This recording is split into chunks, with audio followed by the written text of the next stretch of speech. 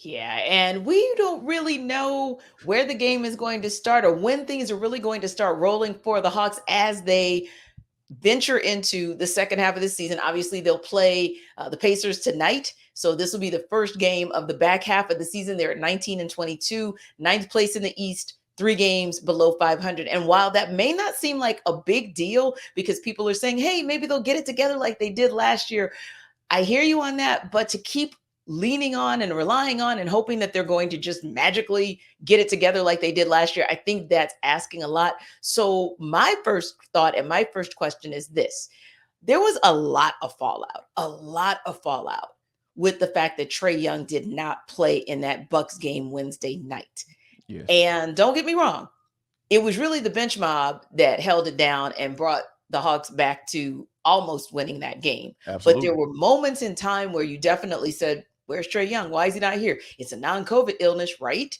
It's Hmm. not an injury. It's just an illness. And then, of course, people went down the rabbit hole about players back in the day who played with illness, so on and so forth. But as the leader, it does kind of make you wonder because hey, normally Trey would play on the biggest stage, right? So Right. first and foremost, my thought is from a team perspective, it doesn't seem like there's cohesion. So how do we go about first of all addressing that piece on them getting on the same page because the front office seems like they might be getting on the same page and getting it together, but they've got a big task ahead of them on whether or not this is the team as currently constructed that's going to get them back to where they need to be, which is at least a middle to deep run into the postseason. And I think that John Collins put it best. Yes, I'm giving John Collins credit for saying something, right? Um, I think he put it best. He said, "Okay, now what?" You know what I'm saying? Because I think that says exactly what you talking about. From like, let's get back to the basketball piece of it because Dejounte, he didn't come here for this. Like, he Right. want to play ball. That dude is a uber focused type dude. Just from my interactions with him and just kind of watching how he moves and everything, how he speaks to the media or addresses the media. Hmm. I think Trey, at the end of the day, I think deep down he wants to just play ball too. Like, I Yeah. don't think he wants to be the LeBron type and have it control and say so and Right. everything like that. He just wants y'all to make the right decision so hey, he can get him a championship. And I think that his pops is like that as well. Ray Young, Mr. Young, because he understands what it is from a basketball standpoint. So, and I think that as long as the basketball is the main focus, and these guys coming together and trying to figure this bad boy out, and Hmm. hopefully the people who are the people that are at the top of this organizational structure that I kind of have issues with, they Hmm. figure out that stuff off the court. Yeah. Maybe at some point you can get some type of consistency on the court, and hopefully that's a recipe for that. But like I said, there are no promises made when you're talking about all of this crap going Hmm. on right now, and you have players answering these questions Yeah. right in the middle of a season. T, like, Hmm. this is stuff we're supposed to be talking about in the off season. We're Right. literally talking about an organizational teardown in the Yeah. middle of the season And before that the actually All-Star is break.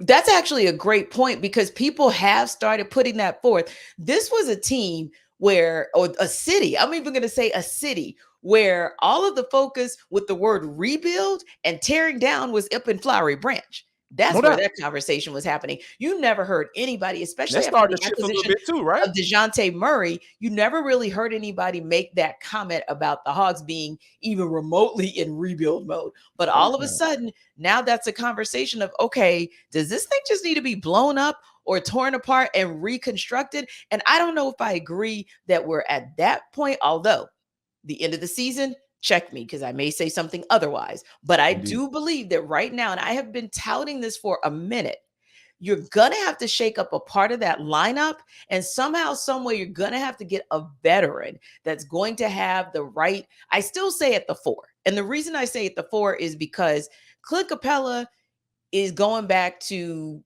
the median. His body won't allow him to be great. And Yep. we don't know There you when he's go. coming back from this current injury, No this right clue. calf strain, how long that's going to be. And Right. when he comes back, we don't know if he'll do just what he did this time, which is re aggravate an injury so very quickly, right? Yes. So keep in mind what I just said about him. We do see a lot more aggressiveness and assertiveness from DeAndre Hunter, which is great. Yeah. That's great. John Collins, up and down, up and down. So I kind of wish there was a 4 out there, a veteran who could essentially come in and maybe just be able to move anywhere from the 3 to 5 spot, almost like a Kyle Korver used to be able to technically move through 1, 2, and 3. Mm-hmm. I think that there still needs to be a roster move. I don't think it's necessarily as simplistic as, hey, Trae just wants to ball, Dejounte just wants to ball, because so many reports are saying part of this challenge is Trae and how he's approaching this. And maybe part of his leadership evolution can come by getting somebody back in that locker room. Remember, there's no Vince Carter anymore. There's no Lou Williams anymore. So where's the veteran voice to really help these guys to know how to get back on track and stay focused and have the tunnel vision? That's why I do think actually the challenge lies at the 1 position, because somebody needs to come in at the 3, 4, or 5, possibly likely the 4, and really help to level set these guys and say, hey, if we want to make a splash in a very difficult and challenging Eastern Conference, here's what everybody is going to have to do to change their game and change their mindset. Yeah, because at the end of the day, they need rebounding, and shooting. Absolutely. And a part of that walked out of the door, and Kevin Herter, because you wanted to stay under the luxury tax, because old boy, Nicholas Wrestler forced that trade to get Dejounte Murray to come in. Now this jury is still out as to whether or not that's going to work out. Mm-hmm. However, we know the Falcons, the Hawks will be affected long term with giving up 3 first-round picks. So right now, that's a they have to very figure it great out. right. Exactly. Yeah. So you're looking at that piece, and yeah, you're gonna have to figure out a way to make this work, and it should, because Dejounte Murray is an all-star. So now you have 2 all-stars on your team. Not every roster in the league has that. So yeah, you're going to have to make it work. And that may be something as well, Jarvis, where they look for a sharpshooter that maybe can come off the bench, maybe a veteran sharpshooter who can do the types of things that Kyle Korver used to be able to do, right? Yeah. And so hopefully having him in as your AGM, he'll have that eye, and working with someone like Landry Fields as well, they'll kind of figure out the money piece of that. But yeah, I really feel like this is something where the players are going to have to get it together as well, because here's the thing. The front office, it seems like there's some unrest there. It seems like there's some transition. Now, I'm not saying that they can't get it together quickly. Very nice. Right. But here's where it seems like it is. We know there's some unrest on the sidelines as far as the players go.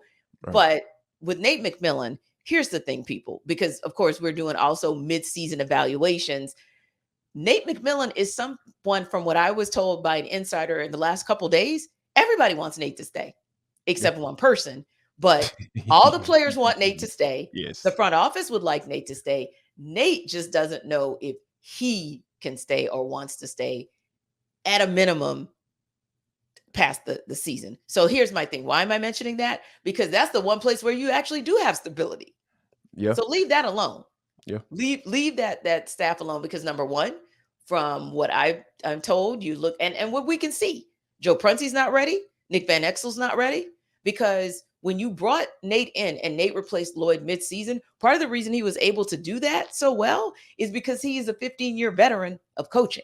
Yes. So that was part of what made that work. So it'll be interesting to kind of see how it plays out. But hey, look, if you want to know about this continuing saga for the Atlanta Hawks, or if you guys are excited about the postseason that's coming up in the NFL, of course, you can check out Locked On Sports Today for all of the reaction. They give you all the goods for each and every league. And it's really simple. You do what you do every day, which is watch ATL Day Ones and then check them out on YouTube. Check them out on the Odyssey app or wherever you get your podcasts. And as always, we have the fun stories, the cool stories, the culture stories for you in For the Culture. They have their version of that, and they call it Take of the Day. So check them out.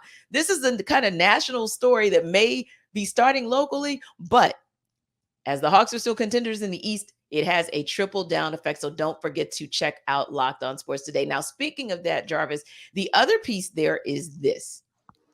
When you look across this roster, obviously we talked about a potential change to the main roster.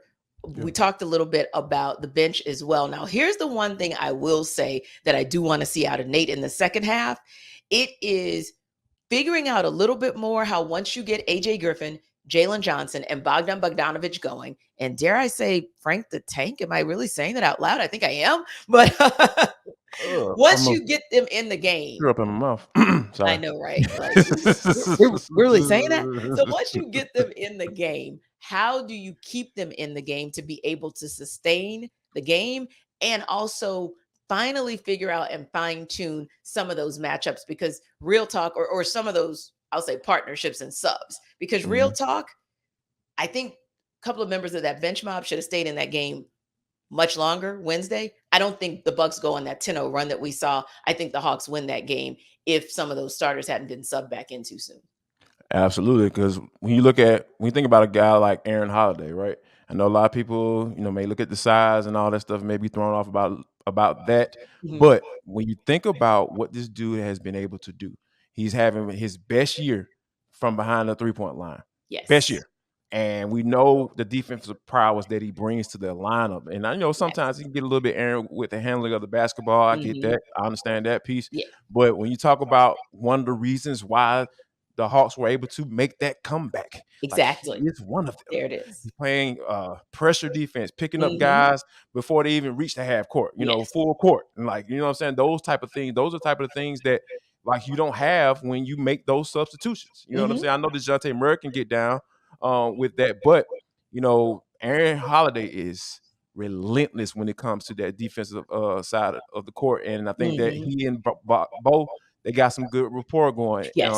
Yes. in that second unit. And he started getting going when Mhm. Holiday was in the lineup. So Yeah. I think just little tweaks here and there on, and when those situations come about, and when you Mhm. don't have your guy, the guy there in Trae Young in that Right. lineup, you don't necessarily have to be so quick to get all of the starters back in the game. So yeah, Mhm. I think that that's something that Nate is going to have to play around with, Yeah. obviously, because doing what you need to do to win is that's the goal. Like, I don't Yeah. care how you get it done, you need to do what you Right. need to do. And it's a difficult decision.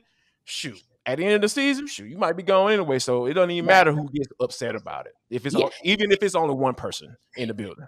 Right. And one thing I thought about as well is the cohesion that we saw in Miami. And look, I preface it with this: Dwayne Wade, LeBron James, and Chris Bosh were friends off the court and very close friends and stay or remain friends to this day.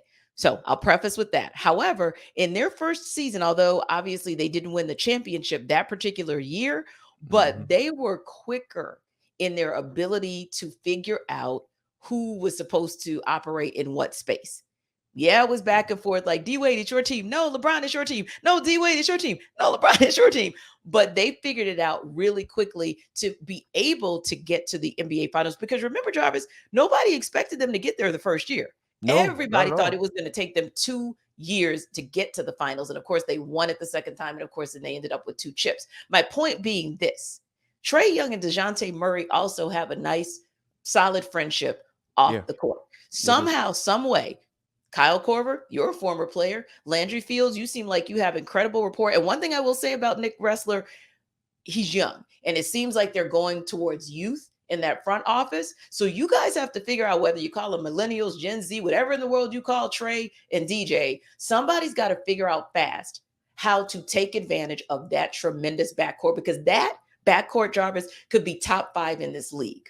It But should work. somebody's going to have Yeah. to help them figure out how to get the right balance and chemistry when Trae is supposed to be the alpha dog as far as dictating what goes on the court, when he needs to fall back and DJ needs to, come up. They've got to figure that one out, because Jarvis, I'm here to tell you, I believe that if they can get the 1 and the 2 together, I think everything else on that front court is going to fall in place and be just fine. Now, look, we always tell you guys, yesterday we tried to keep it positive as far as when you're supposed to eat your Built Bar. Well, guess what? Jarvis and I need a Built Bar today because of all this Yes. thing that's going All on the with good our bars.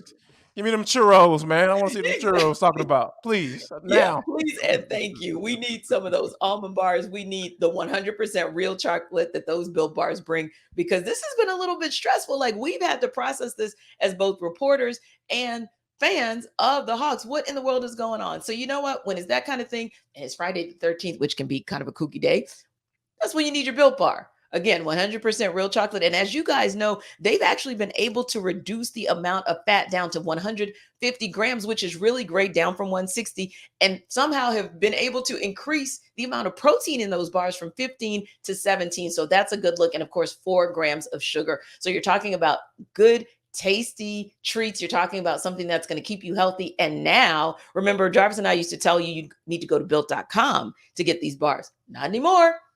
If you pull up on Wally World, you can actually get a 4-bar box there as well. And if you're a Sam's Club member, like I am, you're able to get a box of 13 of those Built bars. So check that out. It's much more convenient for you. And trust and believe, this second half of this season, it might be up and down and it might be a nail biter. You probably need a Built bar in your life.